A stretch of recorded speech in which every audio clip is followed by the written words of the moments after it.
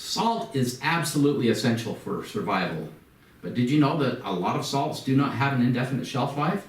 Stay tuned.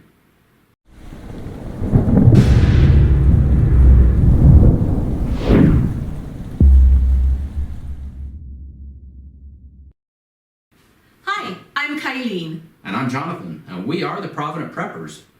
Did you know that salt is absolutely essential for your survival and needs to be an important part of your long-term food supply? In this video today, we're going to talk about what the best varieties of salt are to store. We'll also talk about how to store it for long term, And how much you should store. and the shelf life of these salts so that you know that your salt supplies are still viable. Stay with us. Salt is absolutely essential for survival. This video is based on a post, Salt, Why It Is Essential and How to Store It Right. We hope that you'll take a look at that. It'll be in the show notes. So why should you store salt? First of all, it is absolutely essential to your survival. One of the things we talked about naming this video was store salt or die. And that may be a little bit dramatic. Okay, it's a whole lot dramatic. But the truth is, it is a very important element for your very survival. So make sure you get this on your storage list. There are some significant health benefits for salt. Too little sodium can cause the body to actually retain fluid in order to conserve sodium. It can cause dizziness, confusion, seizures, and muscle twitching. We all need a little bit of salt to be healthy. Another good reason to store salt is that it enhances the flavor of your food. Food storage can be very bland, and add a little bit of salt and it makes it amazing. In moderation, salt will enhance sweetness and suppress bitterness. Almost every food can benefit from a little pinch of salt. Food preservation. Salt can preserve food and creates an environment where bacteria, fungi, yeast, and mold and other dangerous organisms cannot survive. The one thing to know about food preservation is that it takes a lot of salt to be able to accomplish this. How much salt should you store? There are a variety of recommendations out there. Brigham Young University says 8 pounds. We think 10 pounds is a really good number. And it can be a great barter item too. So if you end up with too much salt, there will be a great opportunity for you to barter with it. The nutrition facts on the side label indicate that a serving size of salt is 1/4 teaspoon and that is 25% of your daily allowance. So if you go by that number, that means that you should store at least 1 teaspoon of salt per person per day, which calculates out to be about 5 pounds for 1 year for each person.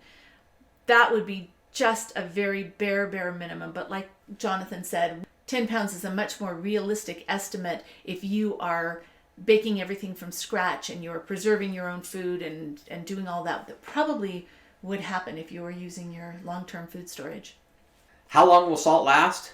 Pure salt, sodium chloride, will last basically forever. When they start adding some anti-caking things in there or other iodine or other things, then you get a shelf life, but salt by itself will last forever.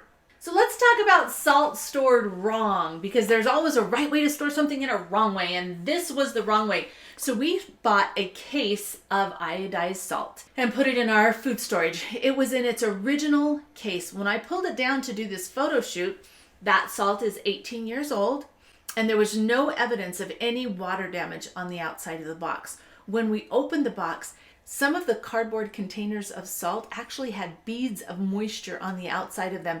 We cut them open and you can see the salt was just, the one on the left, the salt was saturated with moisture because salt is very Hygroscopic. And it attracts water. So that's its job. So what we need to do is protect that salt from being able to attract the water. And I think the best way to do this is to store it in containers that are non-water permeable. There's great convenience in storing salt in its original container. We like to store a variety of different salts. So if you just take the original container of salt, put it in a plastic bucket, make sure you label what exactly is in that bucket, and seal that lid, that salt should be protected in long-term storage pretty much forever. Another way to do it is in the center, you'll see that little 2-gallon bucket. that weighs 25 pounds. Salt is very heavy. That little bucket contains a lot of salt. However, it's not as convenient to use the salt when it's in that form. And then the glass jar on the right is pink Himalayan salt. That's my favorite salt. We put a plastic lid on it because salt will corrode metal over time. We don't want a metal canning lid on that. We want a plastic one. So which are the best varieties to store? Some of them store better than others. So I would store the salts that will store the longest and choose the ones that are most suitable to what you like. So right now, let's review the best salts for long-term storage. Okay, let's do it. Table salt is a very common salt. It has an anti-caking ingredient added, which makes it so that that salt will stay free-flowing. According to Morton, it does have an indefinite shelf life. Iodized salt is a little bit different. Iodized salt is table salt that has potassium iodide added, which reduces the shelf life to only 5 years, according to Morton. You will want to store iodized salt in the short-term food storage, not your long-term food storage, because of that limited 5-year shelf life. But it is really important because iodine is an essential nutrient. You really need to have it. And in our normal diet, chances are you're going to get that if you're eating a good, healthy diet. However, if we are just living off of our food storage, you really should think about having an iodine supplement. So pink Himalayan salt contains about 98% sodium chloride, and the balance consists of trace minerals, including potassium, magnesium, copper, calcium, and iron. And that's what makes it give that beautifully pink color. You can get iodine from pink Himalayan salt. It just doesn't have anywhere near as much as the supplemented salt does. But it is a fantastic storage salt. Real salt is another option. Again, this has other nutrients in it and a very tasty salt. So it really comes down to what you like and what works best for your family. And it does have an indefinite shelf life. The reason why canning and pickling salt is so important to store is because if you look at the ingredients, it is just plain salt, nothing else. So it will store indefinitely. This is a really good salt to store. But when you're canning your food and pickling, if you use a salt that has anti-caking ingredients in it, it will cloud the water. This will not do that. So, and you could use this for a table salt also. So this is a really good salt to store. But it does come in the cardboard box, so you're going to need to protect it from the air so that it doesn't attract the moisture that's in the air. So kosher salt is another great option. If you look at the anti-caking ingredient in the kosher salt, in the Morton brand, it is yellow prussiate of soda. You can purchase it without an anti-caking ingredient. This one can be used in canning because it will not cloud the water. Powdered salt.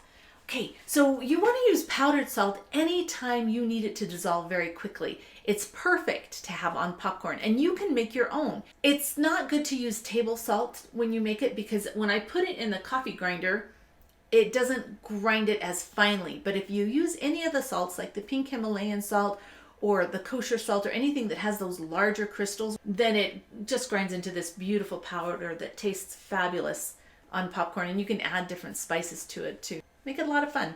This is natural sea salt. You can purchase sea salt that has the anti-caking ingredients in it and some other things.